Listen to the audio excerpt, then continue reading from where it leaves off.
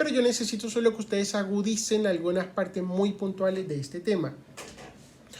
Vienen ustedes ya haciendo memoria, digamos, de que estamos haciendo como un ascenso en la escala de las funciones mentales. Empezamos desde lo más básico, que era ver cómo estaba un paciente externamente, hasta estamos profundizándonos ya en la psiquis de esa persona. Después de esta clase ya va a quedar muy poco, va a faltar muy poco de la semiología, y ustedes ya van a poder hacer abordajes reales, integrales de la sintomatología de sus pacientes. Entonces, para empezar la clase de hoy, van a pensar ustedes qué es un pensamiento. Cuando ustedes se quedan así como taciturnos, como meditativos, pensando, y ustedes dicen, ¿qué es un pensamiento? Todos tenemos como en nuestra conciencia la idea de que es un pensamiento, pero en sí no es algo fácil de sintetizar o de resumir. Entonces, el pensamiento en sí es un conjunto de asociaciones, es un conjunto de ideas y es un conjunto de símbolos que se establecen, ¿no? Que tienen una organización, que tienen un sentido y sobre todo que responden a un fin. Es decir, ningún pensamiento es de por sí, ya sea porque yo me quiero animar por algo y empiezo a tener pensamientos optimistas, o ya sea porque yo quiero recordarme de algo y estoy teniendo recuerdos que van construyendo pensamientos, pero siempre hay un fin. ¿Y cómo nosotros evaluamos un pensamiento? ¿Cómo yo puedo decir esta persona tiene buenos pensamientos o malos pensamientos, o son pensamientos coherentes o son pensamientos errados? Recuerden que nosotros hablamos mucho de la forma en cómo los pacientes nos van a transmitir lo que está pasando por sus cabezas. ¿Y qué es? El lenguaje, ya sea oral, verbal, el lenguaje ya sea escrito o el lenguaje práctico. Recuerden que hay pacientes que no nos hablan, pero nosotros los observamos y vemos cómo son sus actitudes, y de sus actitudes nosotros podemos determinar qué tipo de pensamiento está llevando el paciente. Ahora, ¿cómo hago yo para definir en sí el pensamiento si estoy diciendo que son símbolos, que son asociaciones y que son ideas? Entonces, para comenzar con el pensamiento, yo debo poder decidir qué es una idea. ¿Y qué se les ocurre a ustedes que es una idea? Cuando ustedes están ahí pensando en casa, cuando ustedes están hablando con sus compañeros, dicen, ¿de dónde les salen las ideas? ¿Qué son ideas? Entonces, una idea es claramente un saber, es decir, es un conocimiento que yo tengo de algo. Ese conocimiento a mí me viene dado porque yo ya lo experimenté, porque yo ya lo reflexioné, es decir, porque yo ya lo analicé. Esa idea ya pasó por un proceso cognitivo donde yo la asocié, la deduje, la sinteticé, la abstraje de una idea mayor y después la llevo, digamos, la planteo como una idea. La tengo en conciencia, no es que yo defino hoy, mañana, hoy tengo una idea de pensamiento, simplemente se me va dando y lo voy estructurando en mi cabeza. Ahora, las ideas dependen mucho de la forma en cómo yo, o en qué tipo de saberes yo tengo en mi cabeza. Y eso nosotros lo vamos a llamar el capital ideativo. El capital ideativo no es otra cosa que mi bagaje cultural. Es decir, si ustedes leen mucho, por ejemplo, de cirugía, van a tener mayor cantidad de ideas formadas sobre cirugía. Y muchas de esas ideas van a estar, digamos, bien enfocadas, bien encaminadas o con mucho sentido lógico. En caso, si ustedes leen muy poco de cirugía y van a hacer un examen, las ideas, su bagaje, su capital ideativo en cuanto a las ideas va a ser bien reducido, va a ser bien poquito, van a tener muy poco contenido para enfrentar ese tipo de ideas. Ahora, existen muchos tipos de ideas y las ideas se van estructurando en la medida de que va pasando el desarrollo de la persona como hombre, como ser humano. Es decir, la estructuración del pensamiento tiene que ver mucho con la evolución psíquica del individuo, es decir, con el desarrollo psicosocial de la persona. No vamos a hablar ahora, no es, digamos, la idea hacer la asociación de las teorías pedagógicas de Jean Piaget, ni nada de eso, para ver cómo piensan los niños hasta cómo piensa el adulto, pero si ustedes se van a ir dando cuenta de la asociación de ideas de que nosotros estamos muy pequeñitos a cuando ya se supone que tenemos un bagaje cultural más grande. Entonces las ideas se van distribuyendo, se van organizando según digamos, la diferente época, la diferente etapa de evolución de la persona. Y la primera idea que nosotros tenemos es la idea concreta. La idea concreta es la que se forma a partir del contacto del órgano de los sentidos con un objeto. Es decir, ustedes agarran una botella, tienen una botella, la tocan, se hacen una forma de ella, la ven, la relacionan con un color, ¿m? Y se hacen una idea de lo que es una botella. Pueden decir, es un objeto que es duro, ¿m?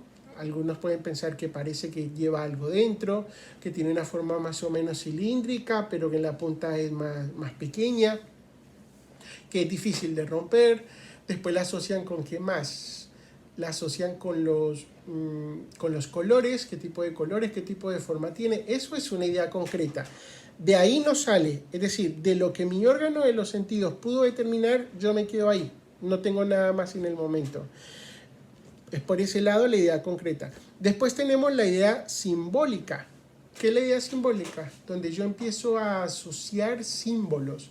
Entonces ya puedo dejar de ver una idea, dejar de ver un objeto, pero puedo abstraer algo mayor a él. Por ejemplo, ya no necesito ver una botella para saber que es una botella, porque tengo una imagen de ella, que es un objeto que generalmente carga líquido, que tiene determinada forma, que es duro, que suele tener tal color. Pero después veo una botella y no sé si es de cerveza, si es de gaseosa, si es de jugo, si es de otra cosa, y hago una asociación de eso y digo, este objeto es una botella por la forma que tiene. Ahora no me lo dan en concreto, yo no lo veo, pero lo veo en una película y digo, eso es una botella porque tiene una forma de botella, porque ya está llevando líquido, porque tiene colores parecidos. Si lo veo en un cartel pegado, digo, eso es una botella.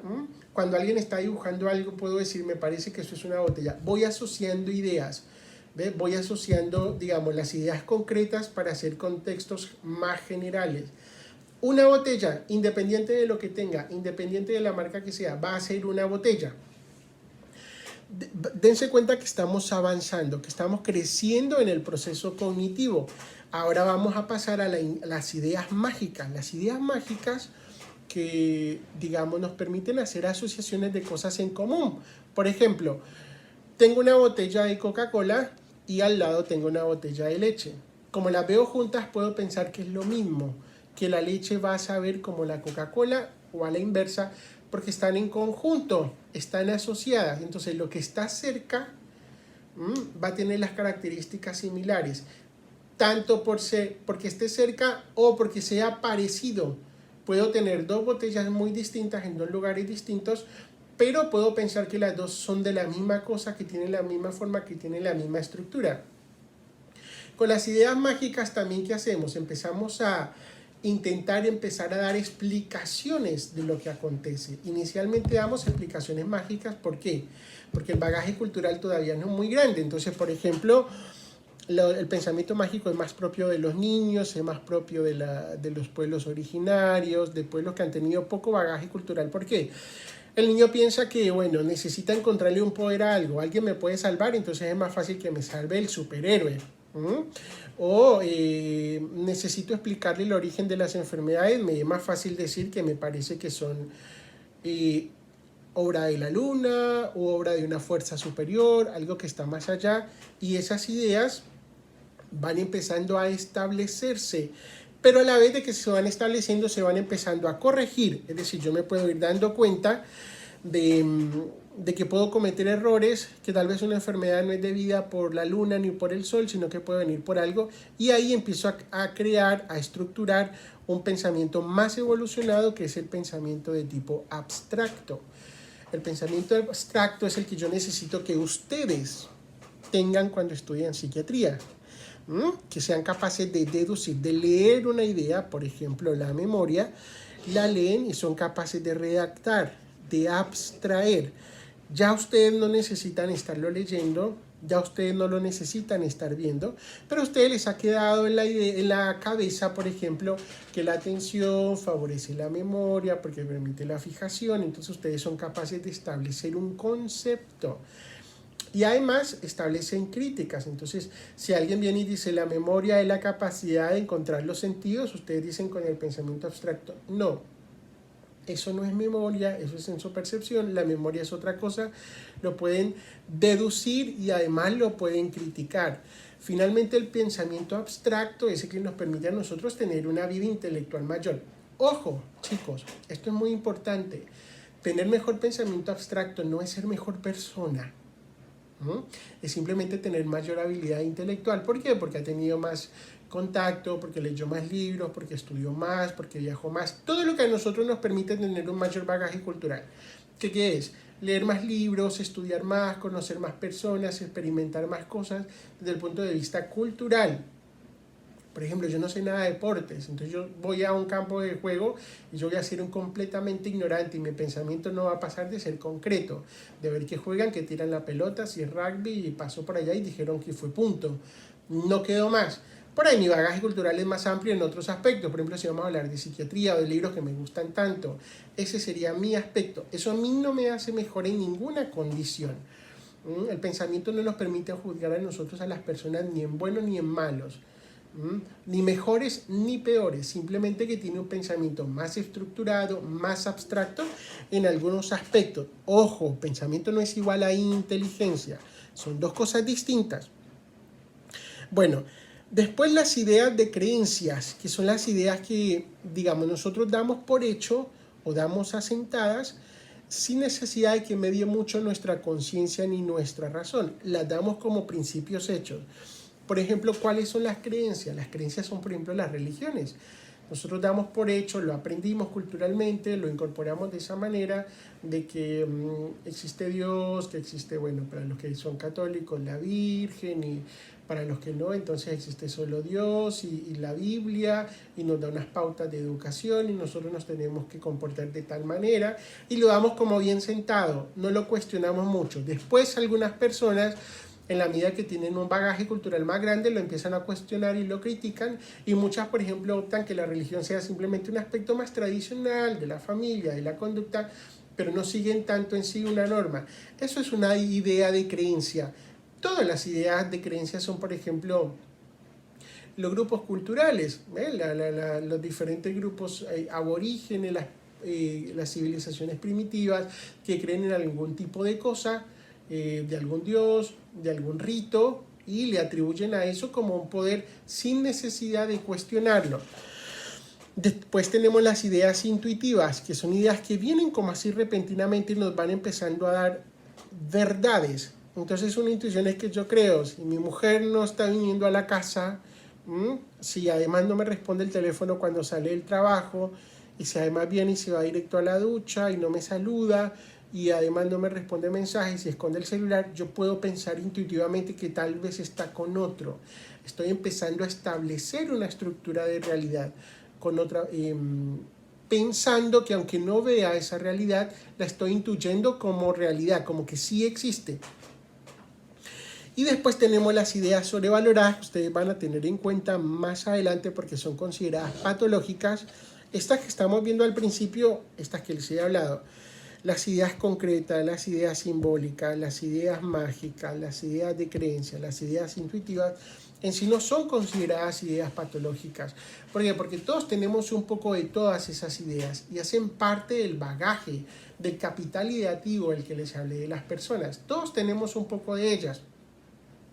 Ahora, son patológicas en el sentido de que dominan todo el pensamiento. Si yo me quedo con el pensamiento concreto y me quedo pensando en simplemente en aprender lo que yo puedo entender por los órganos de los sentidos y no entiendo algo, por ejemplo, que yo lea o que yo vea, entonces me puedo estar pensando que mi capacidad intelectual es bastante pequeña. Por ejemplo, en el caso de los retrasos mentales, de los retrasos madurativos, donde la persona tiene 40 años y no hace más que jugar porque es su único concepto. Aprende solo a través de la idea concreta.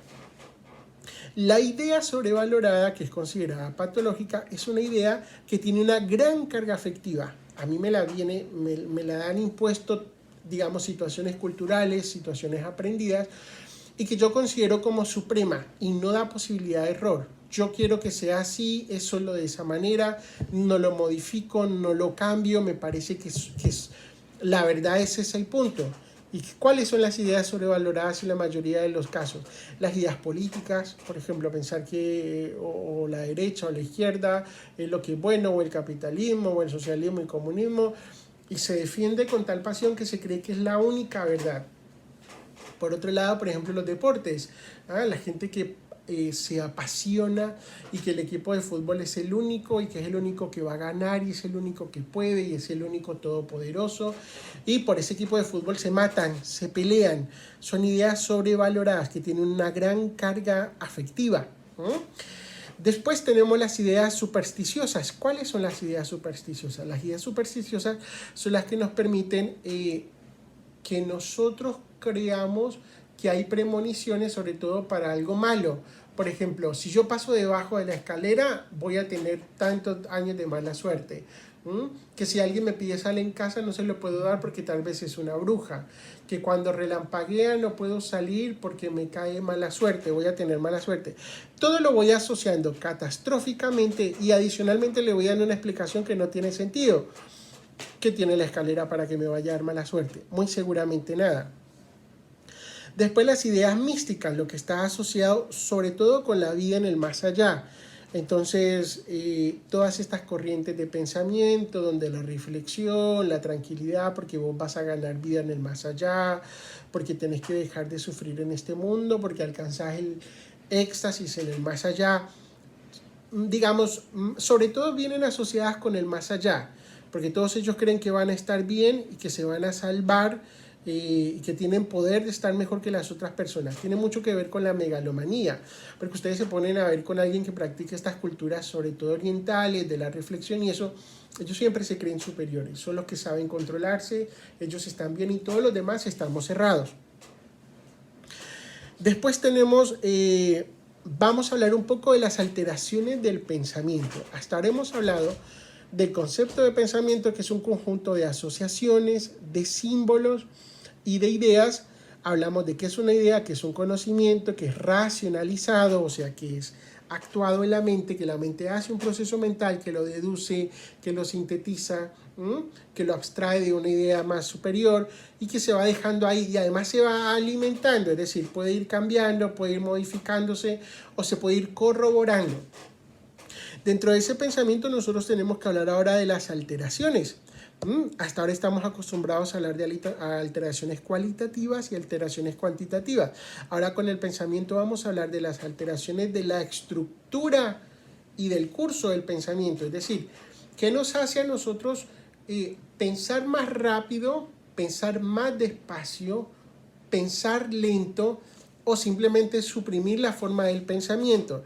Y después alteraciones en el contenido del pensamiento, es decir, yo pienso rápido, pero pienso bien. El bien sería el contenido, es decir, mi pensamiento, ¿qué tiene en la cabeza? ¿Qué yo tengo en la cabeza? ¿Cómo son mis ideas? ¿Son ideas lógicas? ¿Son irracionales? ¿Cómo son mis ideas? Ahí eso lo vamos a evaluar con el contenido del pensamiento.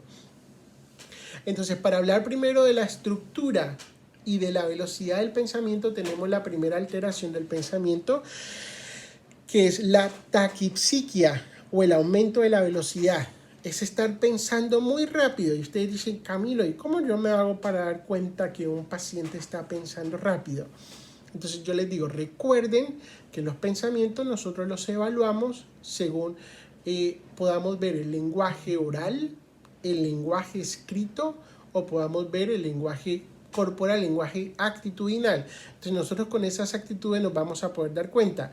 La taquipsiquia es muy fácil ver y es de las cosas que más se ven, por ejemplo, en los pacientes maníacos, en los pacientes esquizofrénicos, en los pacientes que están con sobreingesta de drogas, en los pacientes que tienen una cólera por alguna situación afectiva. ¿Por qué? Porque el paciente habla y no para. Va llevando una idea tras otra rápido, sin poder detenerse. Ahí en la diapositiva yo les estoy poniendo ejemplos de cada una de las alteraciones para que ustedes lo lean y lo puedan ir comprendiendo. Entonces, primero la taquipsiquia es el aumento, es la velocidad del pensamiento, que nosotros nos damos cuenta por la expresión oral. El paciente habla, habla y no puede parar de hablar. Por otro lado tenemos la bradipsiquia, que es el enlentecimiento del lenguaje, el enlentecimiento del pensamiento manifestado en el lenguaje. ¿Y en quiénes se ve la bradipsiquia más frecuente? Imagínenselo ustedes, en los pacientes depresivos, en los pacientes que están inhibidos. ¿Por qué? Porque sienten que el pensamiento va más lento, que no tienen esa habilidad de expresarse más rápido, de ser más elocuentes. De hecho, los pacientes le van a decir a ustedes: doctor, siento que no puedo hablar, no sé cómo decirle las cosas, siento que mi pensamiento está muy lento. Ese concepto es el concepto de la bradipsiquia. Después tenemos la interceptación del pensamiento, que es un síntoma bastante común en las esquizofrenias o en la psicosis, donde ustedes están hablando con un paciente y el paciente parece que deja de hablar y luego retoma el discurso, generalmente cambiando de idea, y él no se da cuenta de eso. Es decir, hay como un quiebre.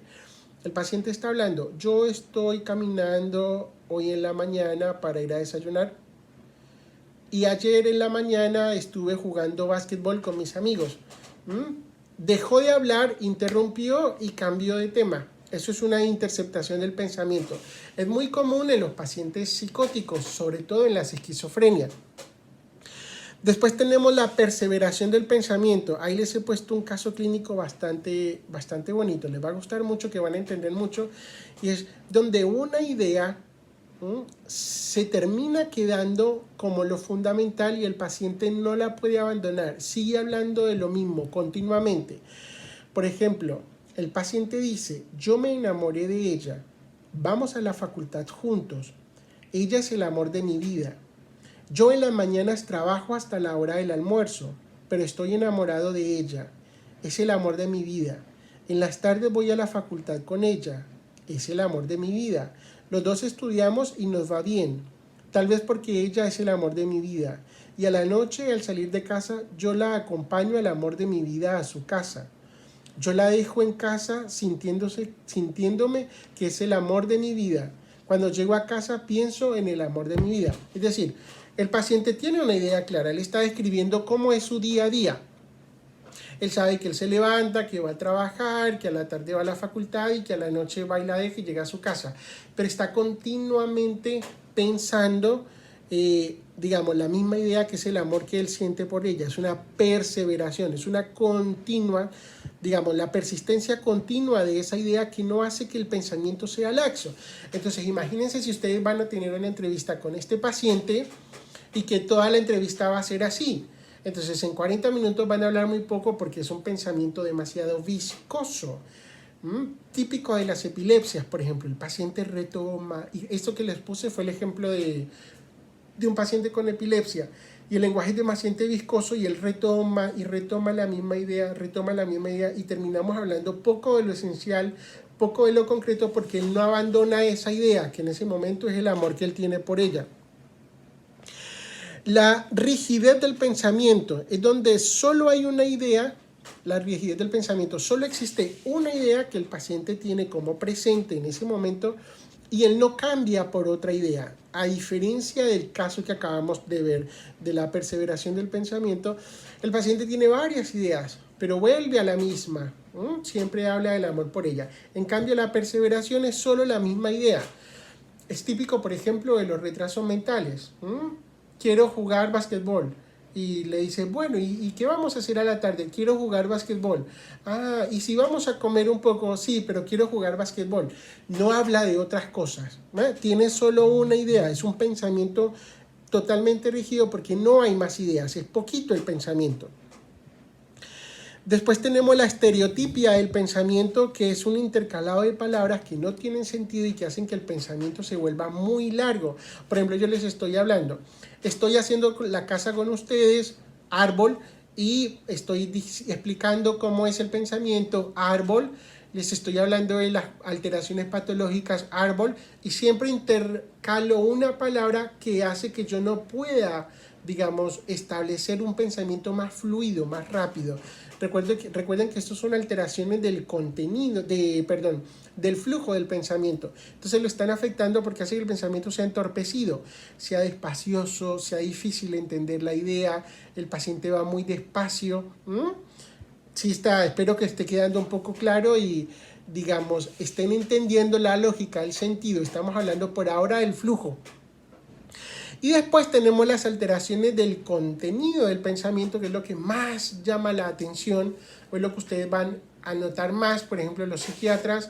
Y cuando tenemos que hacer una evaluación de prisa, siempre lo solemos hacer más rápido, porque es más fácil, porque es más, digamos, es más llamativo decir cuáles son las alteraciones sensoperceptivas y las alteraciones del pensamiento, y ya con eso creemos que hacemos un diagnóstico.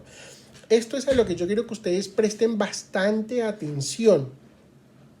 Las alteraciones del pensamiento son, primero, el pensamiento, saber si el pensamiento es lógico o no es lógico. ¿Cómo hacen ustedes para saber si un pensamiento es lógico? O sea, si es coherente o es incoherente. Para eso nosotros tenemos que establecer el principio de realidad. ¿Y qué es el principio de realidad? Ojo chicos, que esto no es poesía, no es decir, ay, la realidad es subjetiva y cada quien piensa lo que quiera. No, estamos en cuarentena y estamos en cuarentena. No estamos haciendo yoga, no estamos relajando, no le dimos vacaciones a la gente, no. El día es día y no es noche. No es, ay, es día, pero yo lo quiero ver de noche, entonces me formo la noche en mi cabeza. No, esos son pensamientos incoherentes. La realidad es única. ¿Y por qué? Porque no se contradice. Una cosa es una cosa a la vez y no es su oponente en el mismo momento. ¿Qué quiere decir esto? Un gato es gato, pero no es perro. Yo, digamos, puedo pensar que mi gato es un perro, pero yo estoy teniendo un pensamiento incoherente. ¿Ves? Cuidado con eso, porque con la onda esta de, digamos, de las nuevas corrientes de pensamiento y que la realidad es subjetiva, no es tan cierto. El día es día y la noche es noche. Entonces, esa estrategia nos va a permitir a nosotros evaluar cuando un pensamiento es coherente y cuando un pensamiento es incoherente, que es lo primero que ustedes tienen que determinar, si el pensamiento es lógico o si el pensamiento es ilógico. Ahora, ¿cómo puedo yo pensar que un pensamiento es lógico o ilógico? Una persona puede venir y decirme estructuradamente que cree que lo están siguiendo, que lo están vigilando, que cree que por la cámara lo miran, y hasta ahí yo puedo decir, tal vez es cierto, pero si luego me dice, y me parece que esa información la van a llevar a la CIA porque ellos tienen ganas de que yo sea un investigador de ellos, entonces yo me estoy montando en una fantasía que ustedes se dan cuenta que no tiene sentido, porque ¿qué voy a hacer yo en la CIA? Con tanta gente que tienen ellos trabajando y gente tan buena, ¿para qué me van a llevar a mí a la CIA? Entonces hay que irse dando cuenta, hilando en el discurso del paciente, cómo es el sentido de la lógica, el sentido de la realidad.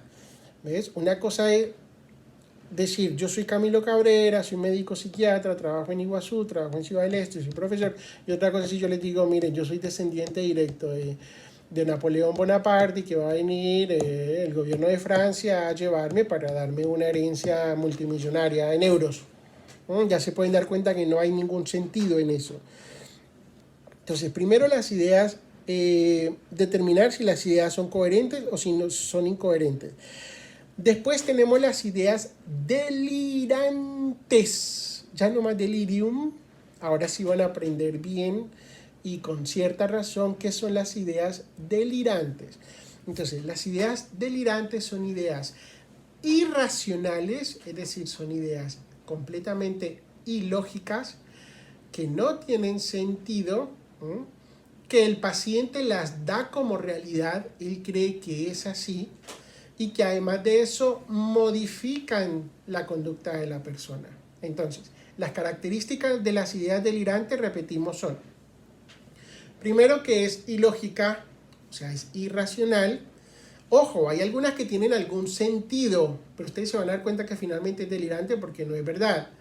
Entonces, que son ilógicas o son irreales. Segundo, que cuando son sometidas a la crítica, el paciente no las da por cierto.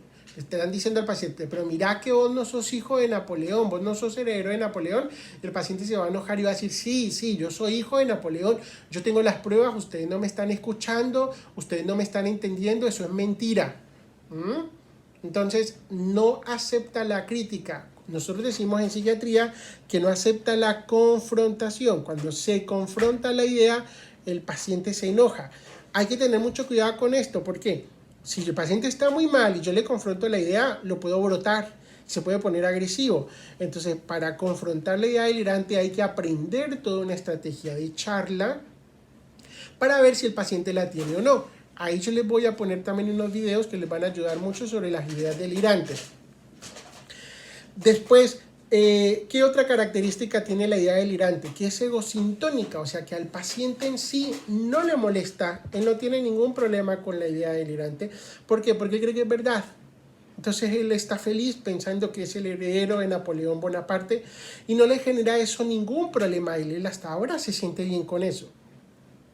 Las ideas delirantes entonces las vamos a clasificar en ideas verosímiles. Por ejemplo, cuando el paciente dice, yo creo que mi mujer me está haciendo infiel porque llegó a la casa y no se bañó conmigo y se escondió el celular.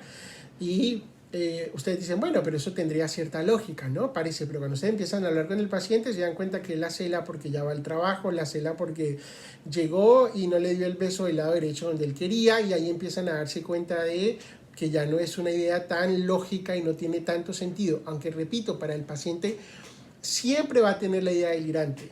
Idea delirante verosímil es que puede tener algo de lógica, o sea, algo que puede ser normal.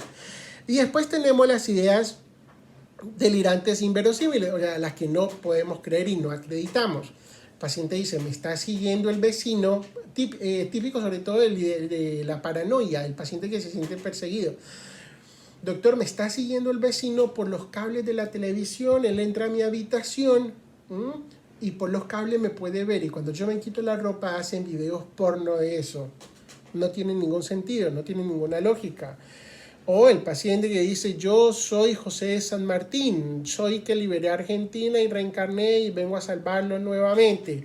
Y está gritando por las calles eso. Él no va a ser José de San Martín y no va a volver a liberar a Argentina de nada. Es una idea inverosímil, no la podemos creer. Ahora, las ideas delirantes también se clasifican en si son egosintónicas, o sea, que generan placer al paciente, él se siente bien teniéndolas, o si son egodistónicas, o sea, que no le gustan, que no se siente bien y que le generan angustia. Ojo, le generan angustia, pero no es que el paciente piense que sea errada, no, él está seguro de que es así. Está completamente convencido de que su idea es adecuada, pero por más de que se le genere mal. Egosintónica no quiere decir que él piense que sea falsa, no, él piensa que está bien, pero se siente mal por la idea en sí. ¿Cuáles son las placenteras? Por ejemplo, las de megalomanía. El paciente que cree, todos me desean, los serotomaníacos, todos me desean a mí, todos quieren estar conmigo, yo soy el más hermoso, soy el más bello del universo, yo paso por la calle y todos me están viendo, todos me observan. Mucha gente tiene un poco de megalomanía sin ser patológico. ¿Cuándo sería patológico? Cuando yo de verdad creo que todo el mundo me está mirando. Y llego a la facultad y creo que todo el mundo me mira y que todo el mundo se quiere acostar conmigo. Y me voy al mercado y me pasa lo mismo. Y creo que todo el mundo me está mirando porque yo soy el más hermoso del universo. Si yo creo que soy el más hermoso del universo, ya estoy teniendo una idea delirante. Porque no es verdad, porque la belleza es subjetiva y hay miles de millones de personas también más hermosas que yo. Eso sería la realidad, pero la idea de creerme que yo soy el más hermoso y que a mí todos me miran sería una idea delirante, megalómana de placer. ¿Por qué? Porque me creo muy bello. Cuando creo que yo soy el más rico, cuando creo que soy el más inteligente, cuando creo que soy el que más sé. Ahora, siempre uno puede tener un poco de, digamos, de vanidad y creerse un poco mejor. No diría más que los otros, sino como con mayor habilidades. Pues si yo creo que soy el único que entiendo, que el único que en la clase aprendo, que soy el único que me saco buenas notas y que todos los demás son brutos, ahí estoy teniendo un problema de idea megalómana. También las ideas místicas donde el paciente cree, las ideas delirantes, que él es el bendecido, que él tiene el poder de sanar, que las manos que tiene él se las dio Dios para que él pueda curar, pero que es el único. Dense cuenta que es el único. Va a cumplir una función buena y noble como sanar, pero solo él puede, porque es el que más puede, es el que tiene las manos adecuadas, es el que tiene el ungido, el poder. Después de las ideas displacenteras, entonces tenemos las ideas de ruina, es decir, la de los depresivos. Yo no sirvo para nada, la de minusvalía, me siento mal, estoy enfermo, no soy capaz.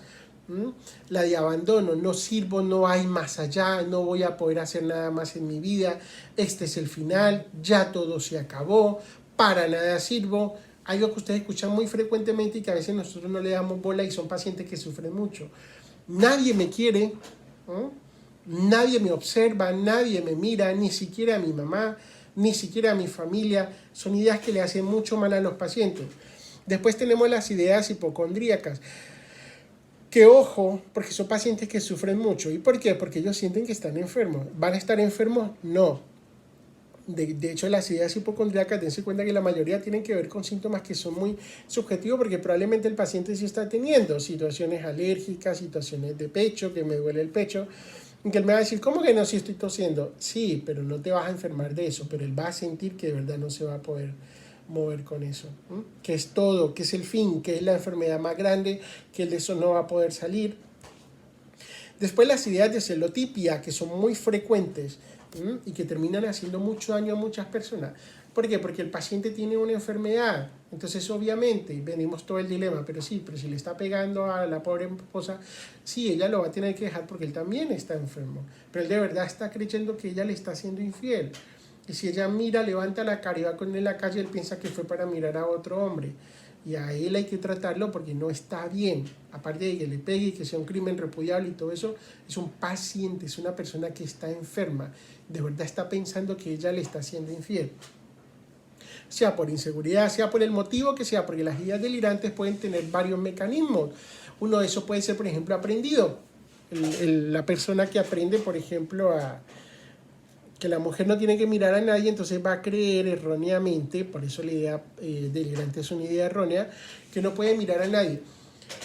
Esto es importante, la idea delirante se produce en todos los pacientes que tienen juicio desviado, es decir, que no tienen capacidad de lógica, que no tienen sentido.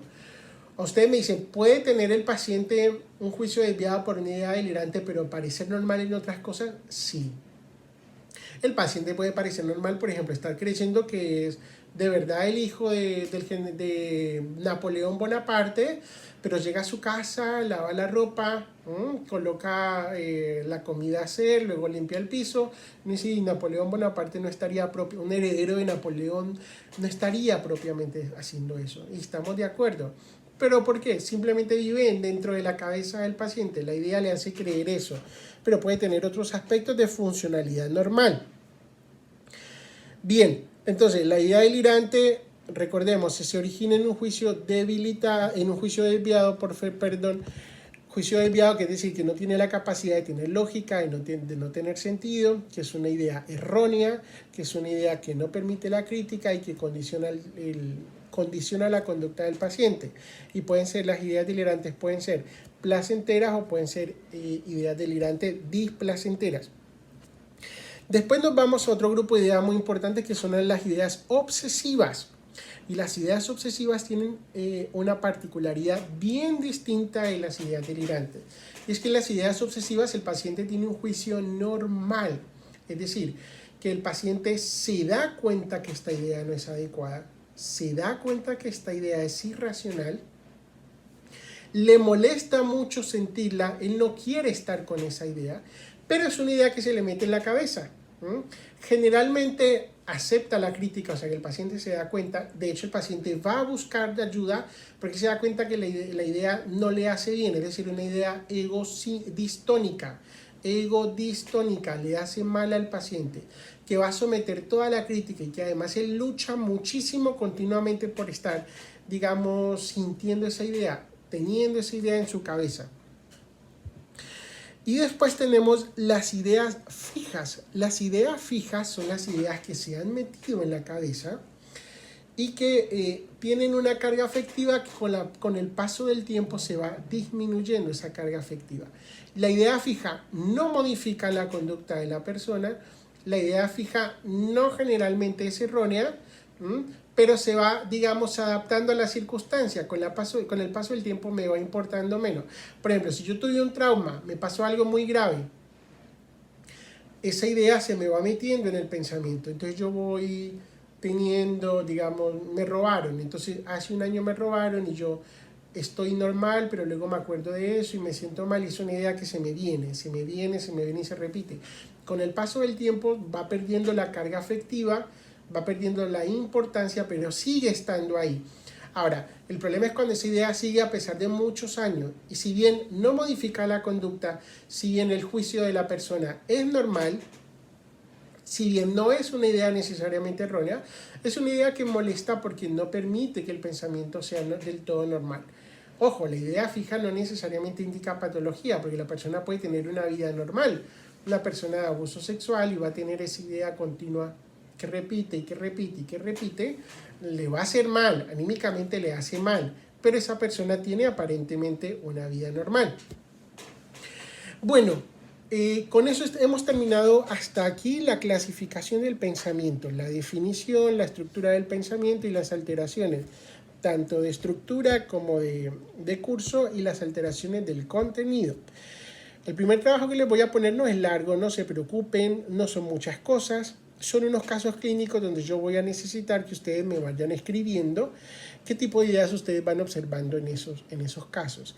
Y les voy a poner un caso clínico y unos videos para que ustedes vayan observando más o menos estos tipos de ideas. Quedo al tanto a las dudas, escríbanme, saben que siempre voy a estar ahí para responderles. Cualquier cosa que necesiten, no lo duden en escribirme. Estudien, no es necesario estudiar mucho, simplemente dedicar un poco de su tiempo, hacer una rutina y van a aprender muchas cosas buenas. Hasta el próximo video, chicos.